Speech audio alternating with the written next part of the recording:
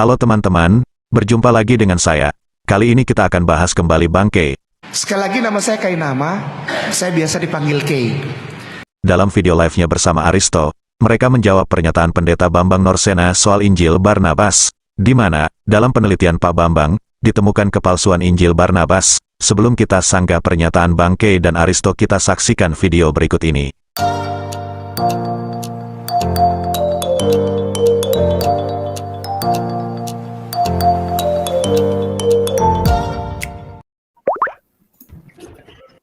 Saya meneliti kembali Injil palsu ini di Maktabah Anda Dominikan Kairo.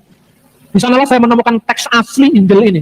Ternyata teks asli Injil ini bukan bahasa Ibrani, bukan bahasa Aram, bukan bahasa Yunani. Tiga bahasa ini plus bahasa Latin, lingkungan kecil dipakai, adalah bahasa yang hidup di Israel pada zaman Yesus. Tetapi teks asli Injil ini ditulis dalam bahasa Itali. Sedangkan bahasa Itali itu adalah perkembangan dari dialek Latin yang baru ada abad 11 Masehi. Jadi pada zaman Yesus, bahasa Itali itu belum ada. Tapi kok Injilnya ditulis dalam bahasa Itali? Saya meneliti kembali. Nah, saya senang sekali mendengarkan pernyataan Tuan Guru Bambang Norsena. Artinya, beliau katakan bahwa Injil Barnabas ditulis dalam bahasa Itali. Artinya, orang Itali sudah mengakui kenabian Nabi Muhammad. Canggih juga analisanya ini Bung Aden. Canggih juga. Kita sudah saksikan bersama, bagaimana Aristo memutar video pernyataan Pak Bambang Norsena. Sangat jelas Pak Bambang temukan bahwa Injil itu ternyata ditulis dalam bahasa Italia, dan bahasa Italia itu berkembang abad ke-11 Masehi. Tapi dalam komentar Aristo dia katakan bahwa, jika pernyataan Pendeta BN benar, artinya orang Italia mengakui kenabian Muhammad. Aristo ini lupa apa pikun? Tadi kan Pendeta BN sudah bilang bahasa Italia berkembang abad ke-11 Masehi, artinya Islam sudah ada. Jadi kemungkinan penulis Injil Barnabas adalah seorang Muslim masuk akal. Tidak berhenti di situ, Aristo bilang, Canggih juga analisanya ini Bung Aden. Canggih juga. Yang kedua, artinya orang Itali tidak mengakui penyaliban Yesus Kristus pada zamannya. Iya. Karena Pada abad 11 Masehi itu ya? Iya, 11 Masehi. jika Injil Barnabas benar ditulis dalam bahasa Itali, berarti orang Italia tidak mengakui penyaliban Yesus. Ini adalah cacat logika Aristo. Tidak semua orang Italia beragama Kristen. Bisa saja yang nulis orang Italia dan beragama Islam. Kalau dia beragama Islam, tentunya dia tidak mengakui penyaliban Yesus. Yang ketiga, pernyataan Injil Barnabas dikarang oleh Rasulullah, maka terbantahkan oleh pernyataan Dr. Bambang Norsena. Satu. Pintar. Jadi berarti kita tidak usah kajian. Semuanya sudah dapat. Tidak usah kajian. Sudah. Memang kesini, nanti ke situ. Sudah selesai. Mau bilang apa? Ustaz tadi dia tidak usah buka Google. Udah selesai. Ini lah. Karena kakak begini, Rasulullah lahir abad ke-6. Iya. Pernyataan Dr. Bambang Norsena, Injil Barnabas, ditulis pada abad ke-11. Berarti Rasulullah usia 5 tahun. Nah, Iya. Enggak. Abad 11. 5 tahun bagaimana? Rasulullah lahir Sayyidina wa Maulana Habibullah wa Nabiullah Rasulullah Muhammad sallallahu alaihi wasallam. Allahumma shalli wa sallim wa barik alaihi. Itu lahir tahun 571 Masehi. Menurut yang terhormat Bapak Pendeta Bambang Norsena, itu Injil Barnabas itu adanya abad 11. Jadi tahun 500 ke tahun 1100. 1100, oke. Iya kan? Nah, berarti nggak ada hubungannya dengan Rasulullah gitu kan. Enggak ada ya, betul-betul. Iya. Artinya terbantahkan Bagus. semua, karena Iya. analisanya Iya. keren juga Dr. Bambang Norsena. Oke, baik pemirsa. Pada Dalam videonya tadi, Aristo katakan bahwa Injil Barnabas ditulis pada abad ke-11 menurut Pak Bambang. Padahal dalam video Pak Bambang bahasa Itali berkembang abad ke-11. Bukan ditulis pada abad 11, yang benar adalah Injil Barnabas ditulis sekitar abad ke-14 sampai 16. Dalam videonya tadi, Aristo mengatakan orang Kristen menuduh Muhammad yang menulis Injil Barnabas. Dan pada bagian terakhir videonya dia menuduh Pak Bambang katakan Muhammad yang menuliskan Injil Barnabas. Padahal tidak ada tuduhan seperti itu dalam video manapun, yang mengatakan bahwa Muhammad yang menulis Injil Barnabas. Semua orang tahu, kalau Nabi Saudara Aristo tidak bisa baca dan tulis, menurut pengakuan literatur Islam sendiri. Jadi tidak mungkin orang Kristen, apalagi Pak Bambang mengatakan Muhammad yang nulis Injil Barnabas. Apakah Aristo bisa membuktikan tuduhannya pada Pendeta Bambang Norsena? Bahwa Pendeta Bambang menuduh Muhammad, yang menulis Injil Barnabas. Pada video tadi, sepertinya Aristo udah ketularan Injil palsu Barnabas. Kenapa? Karena dalam videonya tadi, Aristo katakan jarak antara abad ke-11 penulisan Injil Barnabas dengan kelahiran nabinya cuma beda 5 tahun. Inilah akibatnya sok mengkritik orang sekelas Pak Bambang, akhirnya mempermalukan dirinya sendiri.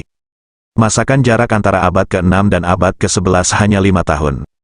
Dari sini kita lihat, Aristo tidak tahu apa yang dia bicarakan, padahal Bangke udah jelaskan bahwa itu salah, masih saja dia ulangi lagi di akhir videonya, dengan mengulangi kesalahan yang sama, seperti pada video berikut. Saya akan menutup perbincangan kita pada malam hari ini sangat menarik. Pertama, tidak benar kalau Injil Barnabas dituduh itu buatan Muhammad. Pernyataan seorang profesor Kristen yang sangat luar biasa, bahwa Injil Barnabas tidak ada hubungannya dengan Islam.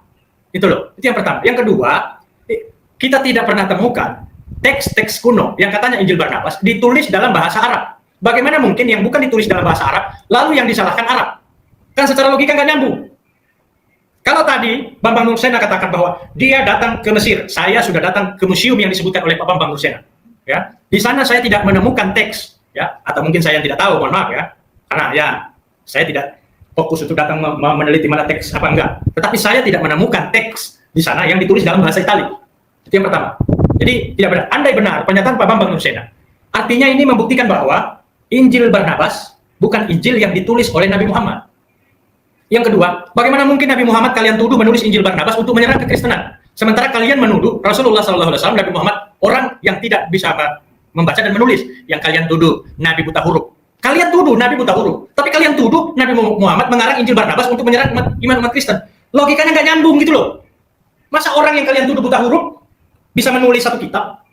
Nggak masuk akal tuduhan kalian. Ya, jadi tidak ada satu bukti yang kemudian merujuk bahwa Injil Barnabas ditulis oleh orang Arab atau umat Islam. Karena teks-teks itu ya tidak ada yang ditulis dalam bahasa Arab. Tadi dikatakan, Bambang Nursena katakan ditemukan dalam teks bahasa Itali. Berarti orang Itali mengakui kerasulan Nabi Muhammad. Berarti orang Itali mengakui bahwa Yesus mengatakan akan datang seorang utusan, akan datang seorang penolong di tengah-tengah kalian, dia adalah Muhammad bin Abdullah. Nah, berarti orang Itali gitu loh. Kemudian orang Itali menulis, Nabi Adam melihat di atas langit cahaya, asyhadu alla ilaha illallah wa asyhadu anna Muhammadar Rasulullah. Ayo, orang Itali berarti, ya kan? Nah, artinya sama sekali tidak ada hubungannya dengan Islam. Berarti Nabi Muhammad sudah ditulis sejak dulu. Dan sekarang mencari. Artinya tuduhan mereka bahwa Nabi Muhammad menulis Injil Barnabas untuk menyerang umat Kristen tidak punya data.